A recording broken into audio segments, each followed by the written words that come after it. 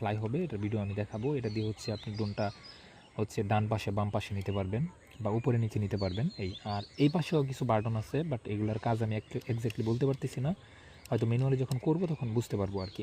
আর এই পাশে হচ্ছে আপনি ক্যামেরার কী বলে এটা, রেডুর বাটনের মতো দুইটা বাটন পাবেন। একটা হচ্ছে ক্যামেরা আপ অ্যান্ড ডাউন করতে পারবেন, প্লাস একটা দিয়ে হচ্ছে মেবি যখন ছবি মানে ফুটেজ তুলবেন ওটার ক্ষেত্রে হচ্ছে ক্যামেরা আপ অ্যান্ড ডাউন করতে পারবেন, বা ভিডিওর জন্য হচ্ছে আপনার গিম্বেলটা নাড়াচাড়া করতে পারবেন এটা দিয়ে আর কি। এই হচ্ছে মূলত কাজ। আর যদি আপনি চান যে না আমি এটা হচ্ছে মোবাইল দিয়ে এটা আমি ফ্লাই করব, মানে ড্রোনটা হচ্ছে অ্যাক্টিভ করব, তাহলে আপনার যে এটার জন্য স্ট্যান্ড আছে এখানে মোবাইলটা অ্যাড করে নিতে পারবেন।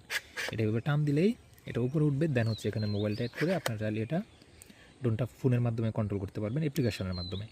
এখন যদি আপনি চান যে না ফোন প্লাস রিমোট আমি দুইটা দিয়ে হচ্ছে এটা ফ্লাই করব, তাহলে হচ্ছে আপনাকে এটার ক্ষেত্রে মানে এই ক্যাথ রিম্যাক্সের ক্ষেত্রে দুইটা দিয়ে প্রযোজ্য না, আপনাকে হয় রিমোট মানে এলসিডি ডিসপ্লে রিমোট দিয়ে ফ্লাই করতে হবে ড্রোনটা, না হলে এক্সট্রা শুধুমাত্র ফোন দিয়ে।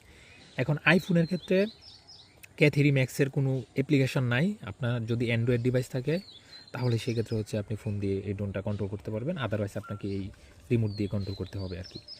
তো এই আর কি মূলত রিমোটের ফিচার দেখেন। আর সম্পূর্ণ হচ্ছে রিচার্জেবল একটি রিমোট, কোনো প্রকার আপনাকে এক্সট্রা বা আলাদাভাবে ব্যাটারি ইউজ করতে হবে না।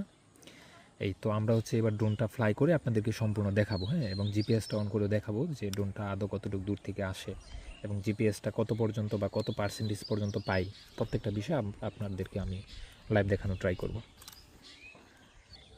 তো দেখেন ড্রোনটা হচ্ছে এভাবে আপনারা ফোল্ড করবেন, শুরুতে হচ্ছে ফোল্ড করা থাকবে, এভাবে হচ্ছে আপনারা করে নেবেন, ড্রোনটা খুলে নেবেন খুব ইজিলি। এভাবে হচ্ছে খুলে নেওয়ার পর আমরা হচ্ছে এটা একটা খোলা মাঠে রাখবো, যেহেতু এটা আমরা আউটডোরে ইউজ করবো, আর আউটডোরে কিন্তু অবশ্যই জিপিএসটা অন করতে হবে। আর জিপিএস ড্রোন এটা যতক্ষণ না লাগাবেন, হ্যাঁ, ততক্ষণ কিন্তু ড্রোন ফ্লাই হবে না, এটা কিন্তু অবশ্যই লাগিয়ে নিতে হবে আর কি, জিপিএস ট্র্যাকার যেটা এটা।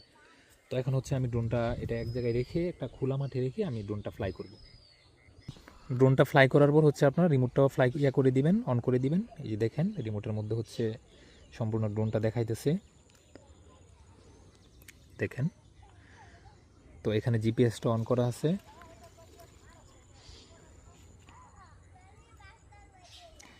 এই যে দেখেন। এখন আমি হচ্ছে জাস্ট জিপিএসটা পাওয়ার জন্য দেখেন এখানে 6 পয়েন্ট পাইছে জিপিএস, হ্যাঁ, এখানে আমি যত বেশি পাওয়া দেন ড্রোনটা ফ্লাই করতে পারি।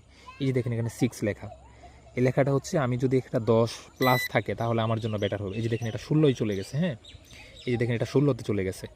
এটা আপনি 10 প্লাস এই যে 17তে চলে গেছে, যত বেশি মানে করে দেন হচ্ছে আপনি এটা ফ্লাই করবেন, তত আপনার জন্য হচ্ছে এটা প্লাস পয়েন্ট আর কি।